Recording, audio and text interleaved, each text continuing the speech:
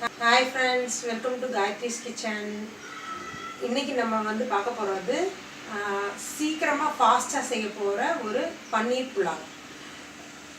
Let's see பார்க்கலாமா என்னென்ன ingredients ன்னு.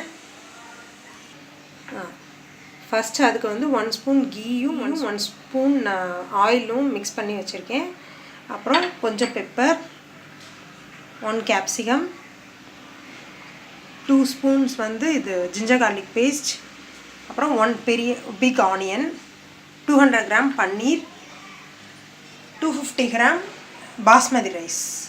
பார்க்கலாமா எப்படி? ஸ்டவ் ஆன் பண்ணி கடாய் வந்து கொஞ்சம் காஞ்ச உடனே 1 ஸ்பூன் கீ, அதோட 1 ஸ்பூன் 1.5 ஸ்பூன் ஆயில் போட்டிருக்கேன். ஆயில் ஹீட் ஆயிடுச்சு. இப்போ ஆனியன்,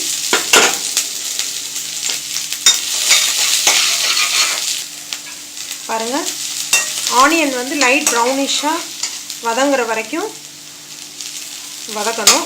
அதுக்கப்புறம் ஜிஞ்சர் garlic பேஸ்ட் போடுங்க. ஜிஞ்சர் garlic பேஸ்ட் போட்டோன்னே இப்போ சால்ட் போடுங்க. கொஞ்சம் நல்லா வதக்கணும்.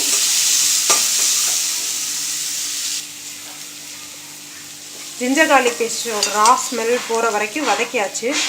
இப்போ கேப்சிகம் போட்டாச்சு. இதையும் கொஞ்சம் லைட்டாக வதக்குங்க. இப்போ கேப்சிகம் வந்து நல்லா வதங்கிருச்சு. இப்போ இந்த பன்னீரை ஆட் பண்ணுங்கள். பன்னீர் வந்து க்யூபாக போடுறத விட இந்த மாதிரி ஸ்மாஷ் பண்ணி போட்டோம்னா கொஞ்சம் புலாவ் டேஸ்ட்டாக இருக்கும். ஸோ அப்புறம் பெப்பர் ஆட் பண்ணிக்கோங்க. ஸ்பைசி விரும்புகிறவங்க இது க்ரீன் சில்லி போட்டுக்கலாம்.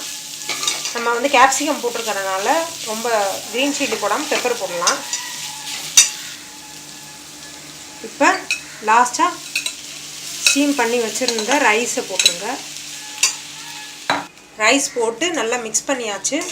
இதை வந்து நீங்கள் ஏதாவது ஒரு பன்னீர் கிரேவியோ இல்லை எந்த கிரேவினாலும் சேர்ந்து சாப்பிட்லாம். இது வந்து இதில் எதுவும் சைனீஸ் சாஸ் அந்த மாதிரி சோயா சாஸ் அது இதுன்னு போடாமல் சிம்பிளாக நீட்டாக பண்ணியிருக்கிறது. இது பசங்களுக்கு ரொம்ப பிடிக்கும்.